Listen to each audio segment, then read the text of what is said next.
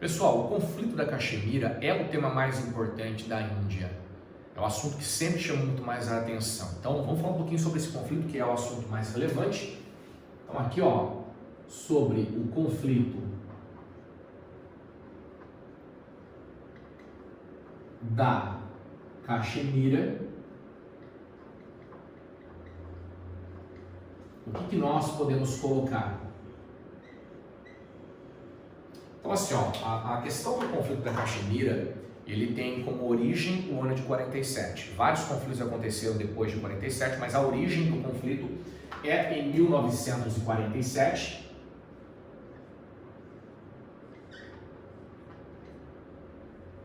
E claro que a data é muito sugestiva, porque foi a data da independência da Índia e foi a data do nascimento do Paquistão, que são os dois países mais envolvidos. Então, o Paquistão está aqui ao lado, a Índia está aqui ao lado, a China tem pedaços também, é claro, mas a maior, esse ano 2020, teve uma tensão entre Índia e China, então 2020 é marcado por uma atualidade, envolvendo China e Índia nessa região. Mas historicamente, a maior tensão é entre Índia e Paquistão. É sempre um momento de maior pressão, ok? Então, pensando nisso, tá? Pensando nessa questão, Então, Paquistão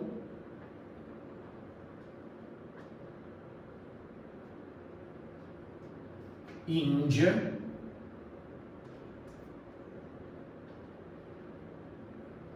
são os responsáveis pelo conflito.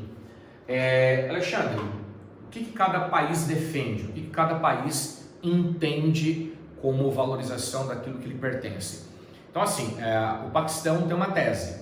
A Caxemira é deles, até porque eu acho que o grande culpado a gente pode colocar... Vou até aumentar para vocês aqui a questão, para que fique fácil o entendimento. Os dois países, Paquistão e Índia em especial, a China está envolvida, mas Paquistão e Índia nesse momento, eles lutam para ter a totalidade da Caxemira, porque pedaços dela já tem. Então, a questão da Caxemira está ligada à totalidade.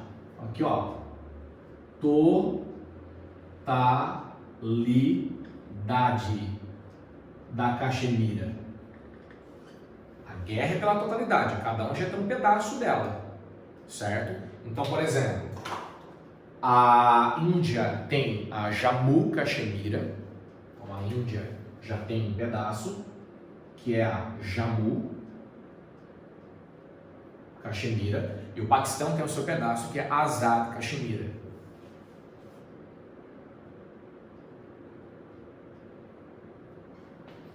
Então, o que cada um diz sobre a sua área? Então, o Paquistão quer o total, porque diz que é uma área religiosa. Ali, só para a gente ter uma dimensão, existem 12 milhões de pessoas vivendo na Caxemira. Das 12 milhões de pessoas que vivem na Caxemira, 80% são muçulmanos. E os paquistaneses são muçulmanos prioritariamente, e os indianos são hinduístas prioritariamente. Tem muito muçulmano na Índia, até porque vai lembrar que o Paquistão ele nasce de um fragmento da Índia. Então, a questão que os muçulmanos defendem é uma área religiosa, é nossa. Então, aqui, a área religiosa, a defesa.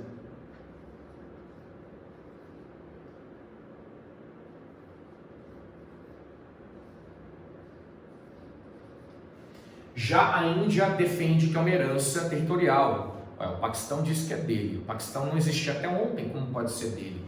Então, aqui é uma herança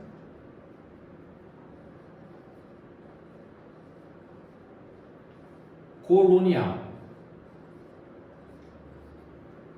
Então, esse é o argumento cedido, essa é a fala de cada um dos lados. Por que esta guerra é tão complicada? Alexandre, mas você falou de violência, teve muitos atos de violência? Sim, teve alguns episódios, alguns aspectos de violência.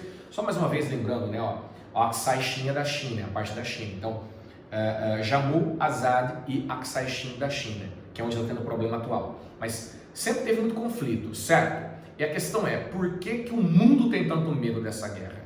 É uma das guerras consideradas, um dos conflitos, uma das tensões mais assustadoras para a ONU. Então a gente tem que pensar em fatores para essa tensão. Então, quais são os fatores que condicionam esse cenário. Então, ó, primeiro, é uma guerra territorial, acho que isso está muito claro. Então, aqui você tem uma disputa por território.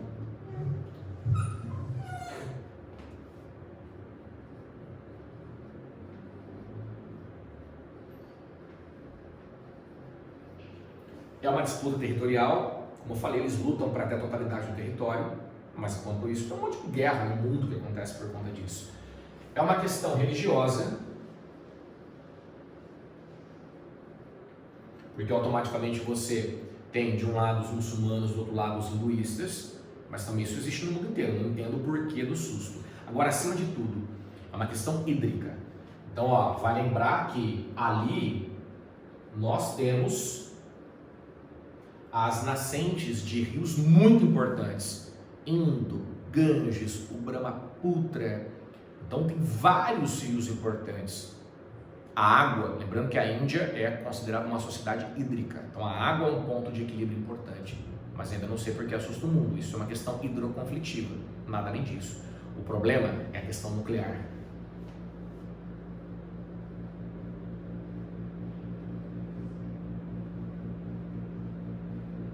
O problema está aqui, ó, porque tanto Índia quanto Paquistão não são signatários da TNP. Aí repousa o problema. Então, ó, não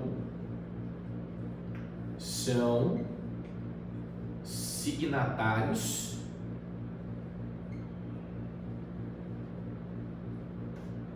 da TNP. E o que significa isso?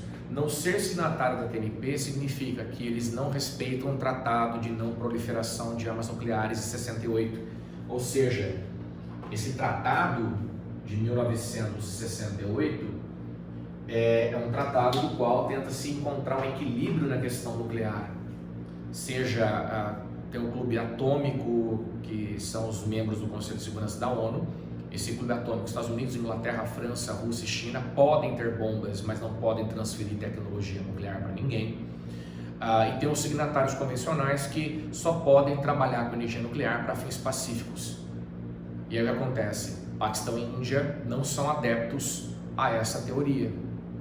Então quer dizer, tem bomba atômica, possuem bomba atômica e talvez, claro, até hoje se comprova que não foi utilizado, mas numa guerra de fato entre esses dois territórios, talvez não hesitassem em usar. Então a tensão nuclear é o ponto de desequilíbrio na questão da guerra da Caxemira, que agora tem um componente maior, que é a China se entusiasmando nesse conflito, China que é uma aliada do Paquistão. Tudo bem? Então a questão nuclear acaba sendo o ponto mais significativo da história. Ok, pessoal? Beleza? E em 2020 nós tivemos aí um enfrentamento diferente daquilo que normalmente se vê em relação a Caxemira. Então nós vamos falar exclusivamente nesse momento sobre essa questão. Então, do que se trata, Alexandre? Este ano, entre os meses de maio e junho, nós tivemos uma tensão envolvendo a Índia e a China. Então, para a gente começar a ter um entendimento, então, ó, tensão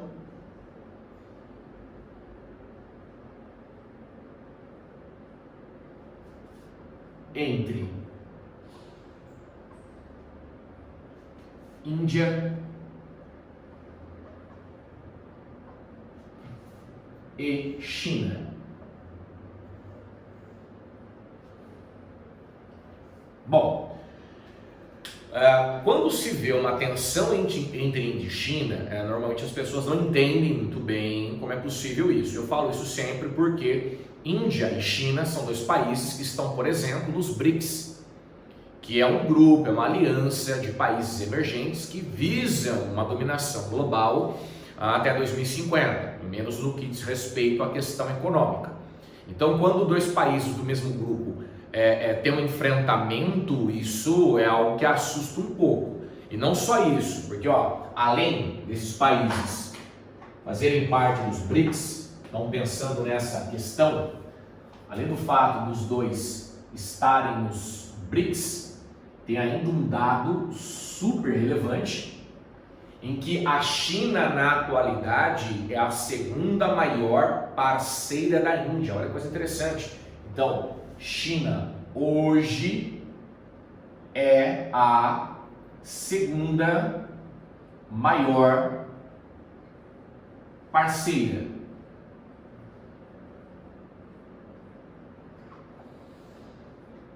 Então, automaticamente, quando se analisa isso, quando se identifica isso, as pessoas não entendem por que há uma tensão, não conseguem mensurar porque existe tal cenário, né? Eles movimentaram aqui, ó, só para vocês terem uma noção, eles movimentaram 450 bilhões de reais, traduzindo a nossa moeda, 450 bilhões de reais.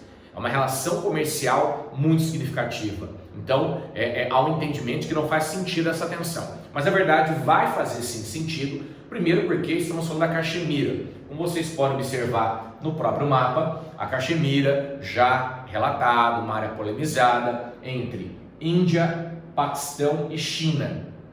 E até interessante porque automaticamente todos conhecem o conflito da Caxemira quando envolve Índia e quando envolve Paquistão. Não entendem muito bem como a China tem ligação nesse processo, mas tem, e mais do que nunca este ano ficou evidenciado. Então, a grande questão da tensão envolvendo os dois países, essa tensão está relacionada exclusivamente a Caxemira.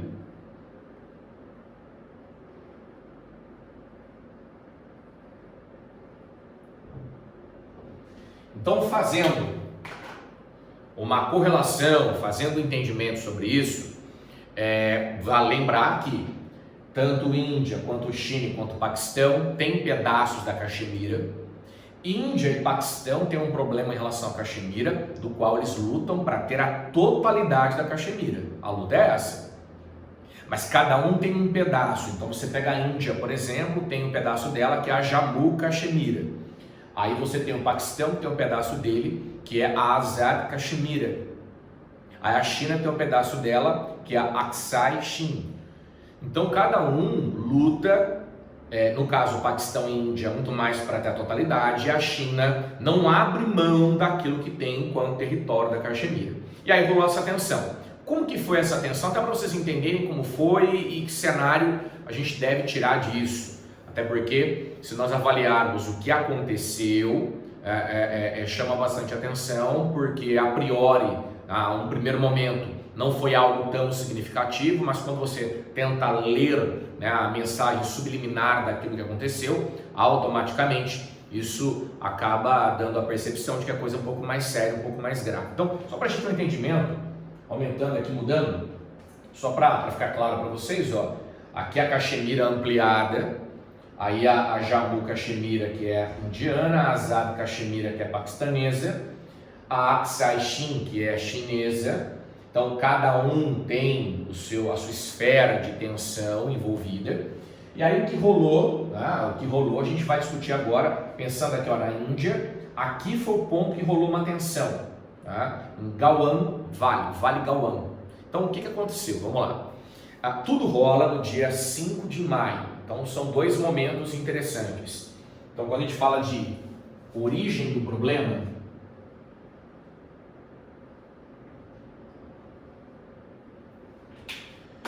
um primeiro cenário, um primeiro contexto, vem no dia 5 de maio, que há um enfrentamento, um confronto entre soldados indianos e chineses, e depois, no dia 15 de junho, a coisa estourou. Então, 5 de maio e 15 de junho. Tá, Alexandre, como que foi esse ataque, esse conflito, enfim. Então, na verdade, chama atenção por quê? Porque foram soldados que na fronteira, essa fronteira que eu mostrei para vocês, né, o Vale Galwan, essa fronteira, soldados se encontraram e entraram em choque, em confronto. O que chama atenção?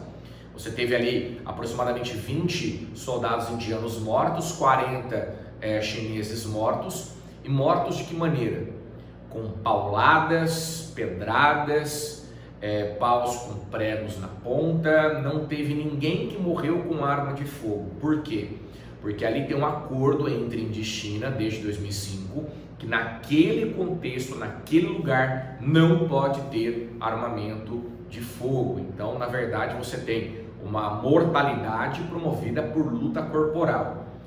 Como isso pode ser considerado tão grave, Alexandre? Esse é o ponto de partida. Por que isso é tão grave? Então, o problema está no lugar, essa regiãozinha, e é muito interessante porque você percebe pela própria imagem o relevo. Vai lembrar que a Caxemira é uma área montanhosa, acho que esse é um ponto muito interessante. Então, ó, falou em Caxemira, sempre relaciona a uma área de montanhas.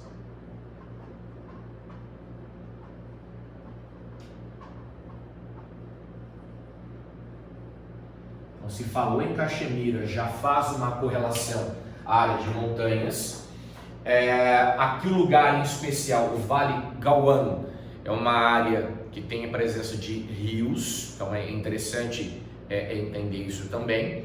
E o que chama atenção é naturalmente o ponto onde acontece isso. Esse lugar se chama linha de controle real. Então, ó, a origem aqui, né, essa data, então acontece, ó, a linha de controle real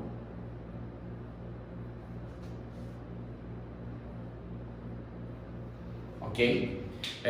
O que chama atenção enfim, a questão é, Alexandre, essa linha é o quê? Né? O que é essa linha de fato? É uma linha delimitada, um território delimitado. Essa delimitação acontece lá em 1913 pelos britânicos, que dominaram a região. Então, esse território, essa fronteira já tinha sido estabelecida, e essa linha é uma linha que delimita exatamente a transição do que é a parte chinesa do que é a parte indiana. Essa região fica, como eu falei, no Vale Galwan, no estado de Ladakh. Então, ó, Vale Galwan em Ladakh.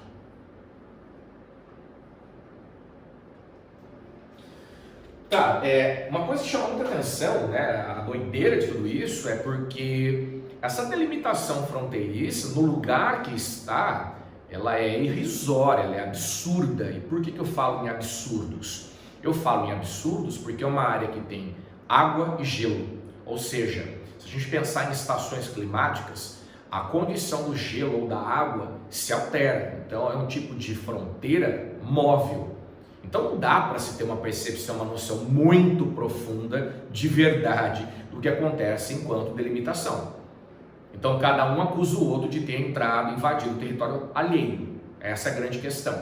E aí basicamente, até legal falar um pouquinho dessa questão das delimitações de fronteira. Como eu falei, os britânicos que haviam delimitado isso em 1913, que é a chamada linha McMurdo. Então, ó, essa linha, essa fronteira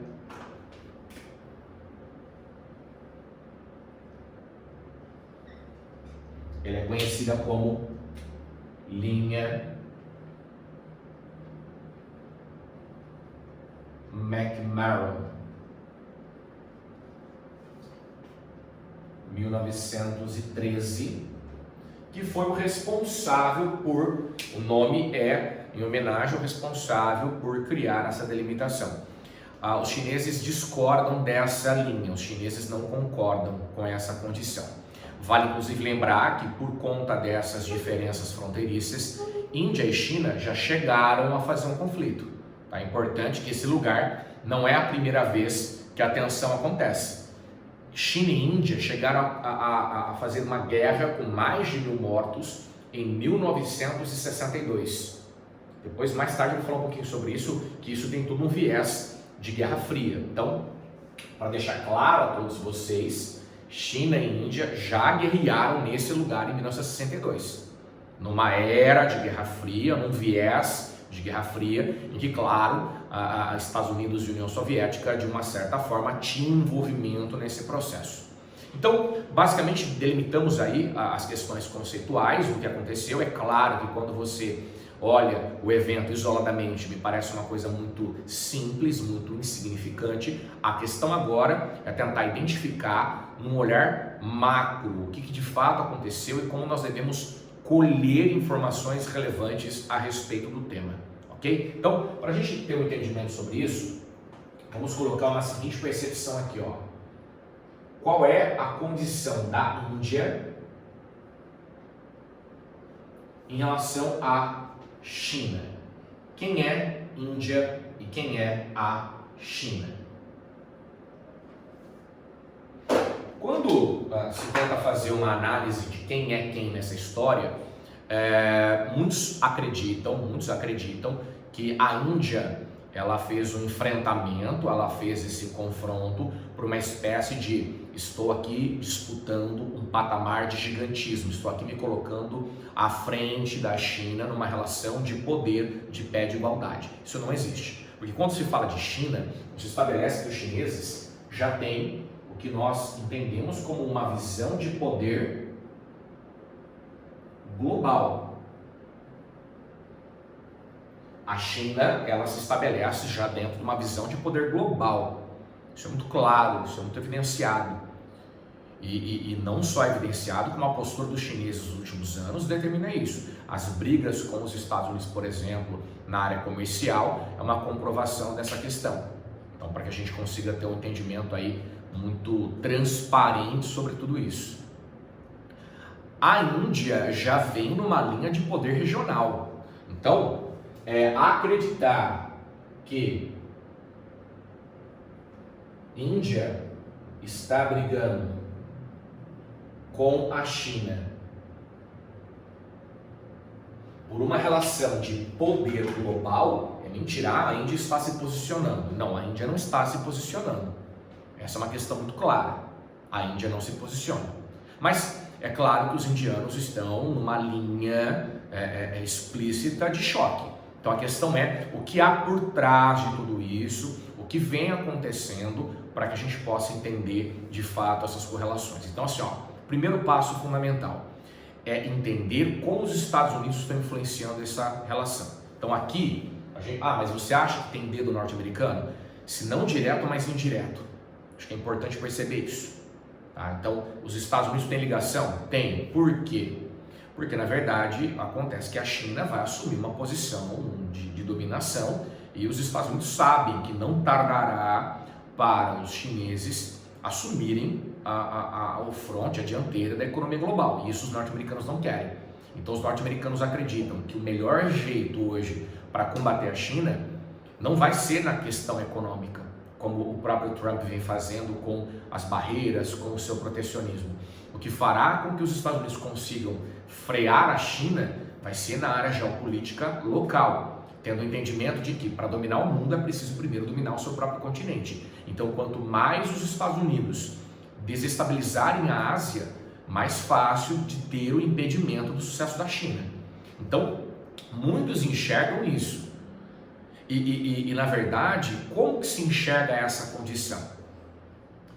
Essa condição vai ser identificada exatamente pela proximidade, como a Índia vem conduzindo suas relações com os Estados Unidos. Então é importante perceber isso e como isso foi automaticamente construído. Então, na verdade, existe um grupo chamado Quad, ok? Então, vou colocar aqui para vocês, para ter um entendimento sobre isso.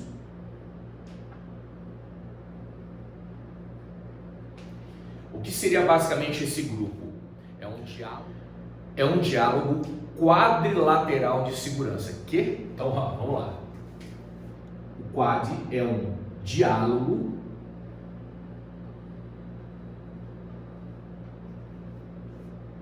quadrilateral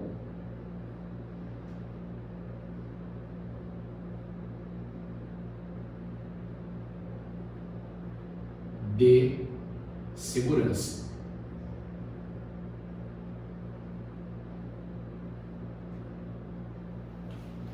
Então, Alexandre, eu nunca ouvi falar desse Quad. Porque ele não é formalizado, ele é informal. Quem que participaria desse grupo? Quem que está envolvido nesse processo? Esse Quad você tem os Estados Unidos, o Japão, a Austrália e a Índia. Estados Unidos, Japão, Austrália e Índia. Bom, Estados Unidos, pela própria lógica, é o país que tenta segurar, frear a China. O Japão, que é um inimigo chinês histórico. A Austrália, que na verdade mantém muitas relações com os Estados Unidos e saborosas relações econômicas com os Estados Unidos. E a Índia, que virou um grande parceiro nesse processo. A aproximação tem muito a ver com esse cara aqui, ó. Se a gente for colocar os personagens envolvidos, se a gente for colocar os personagens em questão, o Narendra Modi, que é o líder da Índia, é o cara que a gente pode materializar como o grande responsável por essa relação. Por quê? Ele é o atual primeiro-ministro da Índia, o Narendra Modi é o atual primeiro-ministro da Índia, e qual é a sua característica política?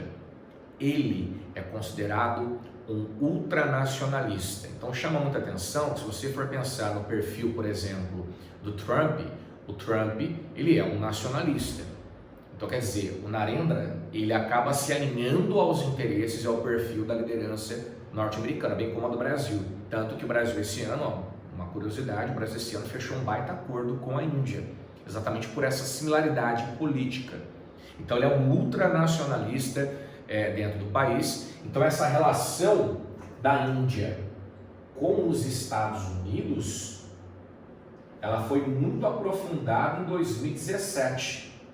Muito aprofundada exatamente pelo perfil dos líderes envolvidos. E o próprio Xi Jinping da China, ele é um personagem histórico, porque o Xi Jinping, por exemplo, o Partido Comunista Chinês chegou a alterar a Constituição para permitir que ele continuasse no poder. Uma coisa que na China não acontece, não é um ato comum. Mas a visão que se tem sobre o Xi Jinping, o tipo de perfil de liderança que ele representa, foi algo que acabou chamando muita atenção nesse processo. Então são líderes muito excêntricos nesse debate. Então o que acontece? Alexandre, esse Quad, ele tem que perfil? Ele é um movimento anti-China, E o que de fato favoreceu para que esse movimento anti-China crescesse tanto? Vocês devem conhecer, vocês devem saber do projeto, um dos projetos mais ambiciosos do século XXI que os chineses têm, um projeto que muitos estão titulando como Globalização 2.0, que é a nova Rota da Seda da China. Então, até para que a gente tenha um entendimento mais amplo, aqui está o mapa da nova Rota da Seda, e é isso que tem incomodado a Índia, bem como os Estados Unidos. Então aqui, ó, do lado chinês existe a nova Rota da Seda, e ela representa para muitos a grande alternativa criada pela China para substituir o papel dos Estados Unidos como os grandes consumidores de produtos da China. Porque assim, ó, a China ela controla 40% das exportações mundiais. Desses 40%, 21% eram destinados aos Estados Unidos. Com esse bloqueio, com esse protecionismo do Trump, o que vem acontecendo? Com o protecionismo do Trump, os chineses estão perdendo mercado. Então eles resolveram criar uma alternativa conhecida como a nova Rota da Seda. E aí aonde que a coisa deu uma fritada com os indianos? Se a gente observar, a nova Rota da Seda, ela tem a seguinte condição.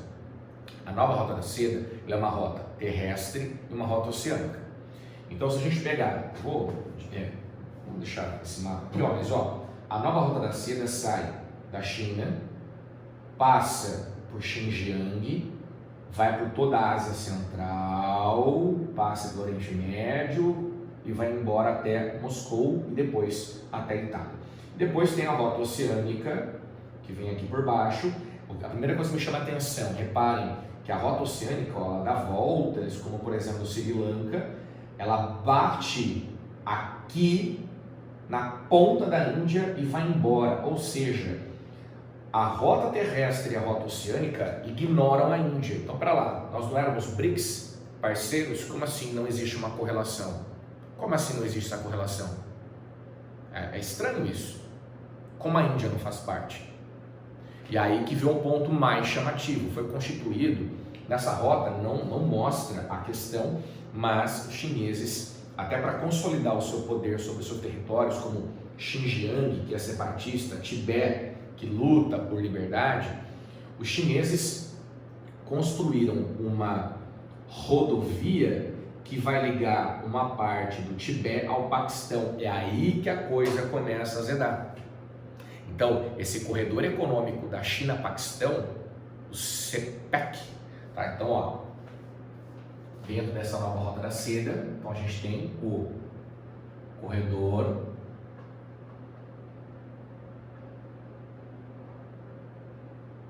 econômico China, Paquistão,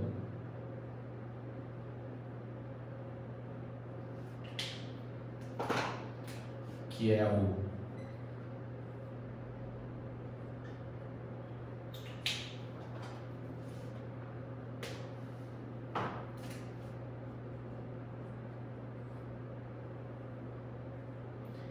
que vem tirando a Índia do sério.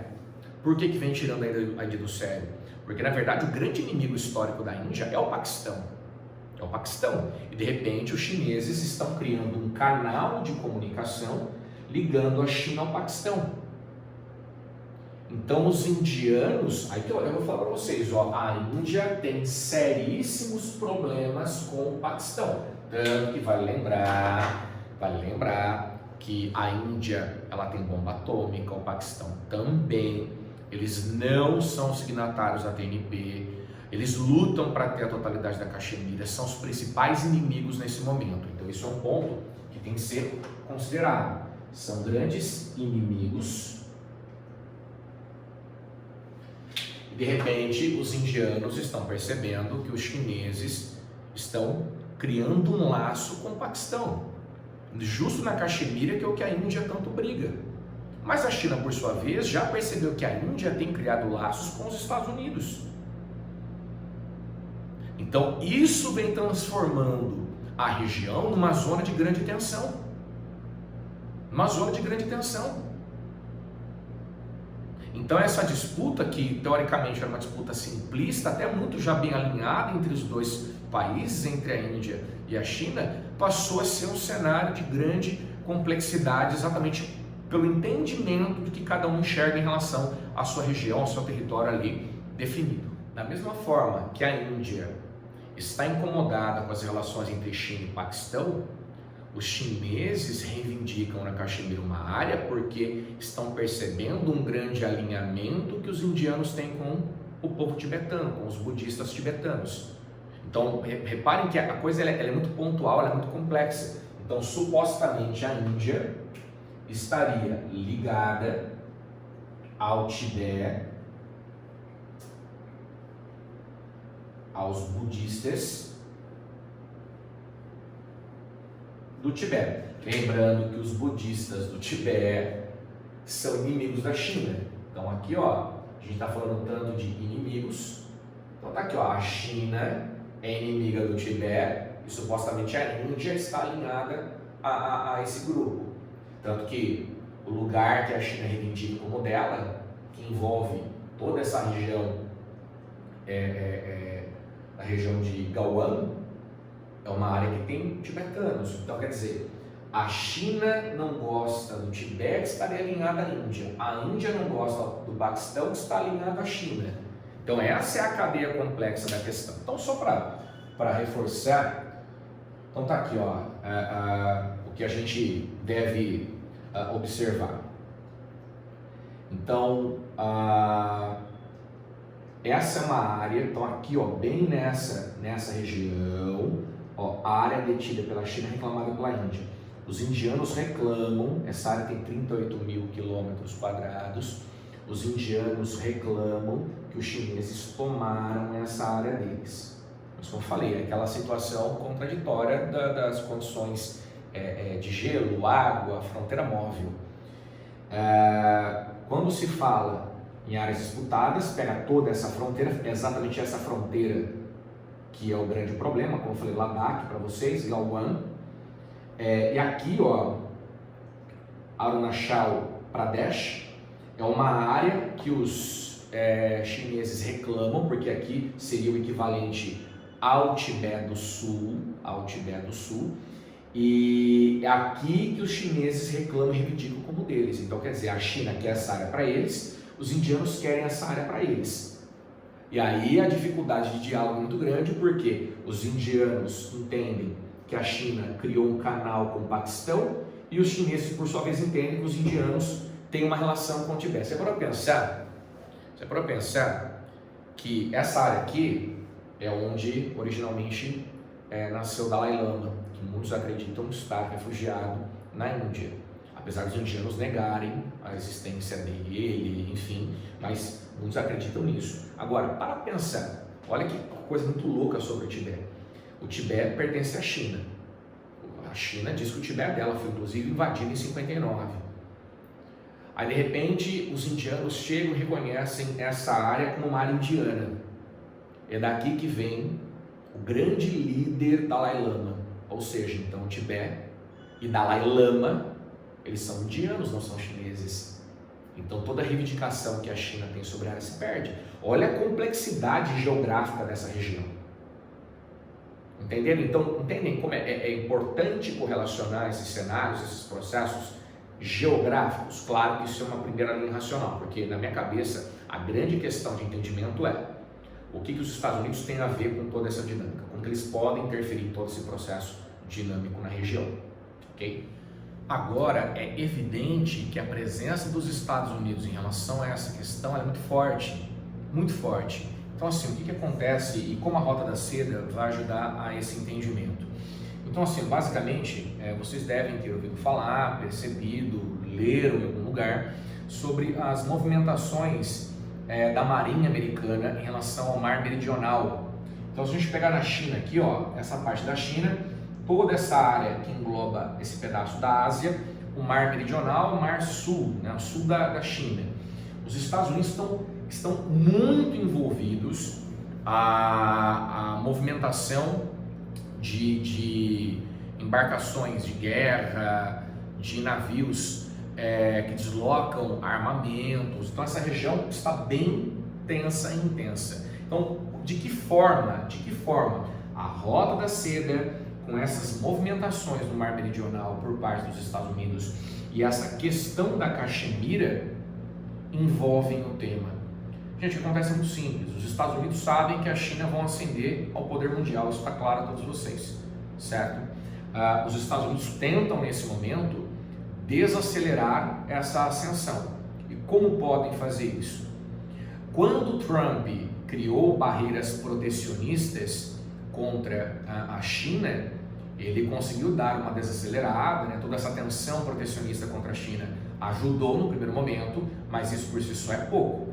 Então, por exemplo, quando os Estados Unidos apoiam a Índia em exercícios militares, como vem acontecendo agora, desde 2017, com a parceria Índia e Estados Unidos, é uma forma dos Estados Unidos condicionarem um gigante, que é a segunda maior população do mundo, um gigante, a bater de frente com a China. Não é bater de frente, até porque a Índia sempre iria perder, mas uma forma da Índia criar uma resistência.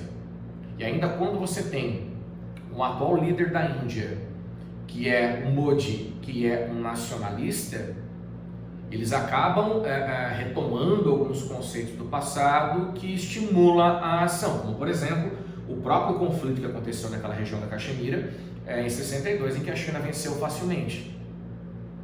Agora, o que os Estados Unidos na verdade percebem? Os Estados Unidos eles usam os mesmos métodos que o Império Britânico utilizou no passado. O que o Império Britânico fazia? O Império Britânico estabelecia tensão fronteiriça, as fronteiras terrestres estavam sempre sob tensão, porque desta forma facilitava para o Império Britânico todo o seu poder e influência sobre a questão das navegações. E é nessa linha racional que os Estados Unidos estão tentando combater os chineses. Como a Rota da Seda é dividida em dois cenários, tanto a rota terrestre quanto a rota oceânica, qual que é a ideia norte-americana? Qual que é o projeto dos Estados Unidos? É impedir isso, não é um projeto de hoje, é um projeto desde a Guerra Fria contra a União Soviética. O que menos os Estados Unidos querem é uma integração euroasiática. Na verdade, os Estados Unidos não querem que a Europa, em momento algum, possa se alinhar às intenções, aos interesses da China. Tanto chama a atenção que a rota terrestre vai para Moscou, ele tenta pegar alguns países ali europeus e acaba na Itália. A Itália foi um dos poucos países que receberam investimentos da China. Você percebe muito isso com a presença, por exemplo, de clubes de futebol da Itália com dinheiro capital chinês. A Europa em si não queria, porque tinha uma relação com os Estados Unidos, que agora todos sabem que está um pouco arranhada, mas a relação euroasiática, essa parceria não interessa para os Estados Unidos. Então, durante a Guerra Fria, os Estados Unidos criavam mecanismos para impedir que a União Soviética tivesse uma relação. E agora os Estados Unidos querem impedir que a China tenha uma relação. Então, a própria instabilidade da fronteira indiana com a fronteira chinesa é um exemplo de como os Estados Unidos podem estimular que a fronteira terrestre fique sempre instável. E aí os Estados Unidos, movimentando-se no mar meridional, ali próximo à China, também tentam impedir o bom desempenho e sucesso da China na parte oceânica. É o método, é a forma que os Estados Unidos criaram para tentar combater, para tentar coibir o sucesso da China, uma vez que é quase impossível os chineses não assumirem esse papel, essa posição de destaque no cenário internacional. Tudo bem, pessoal?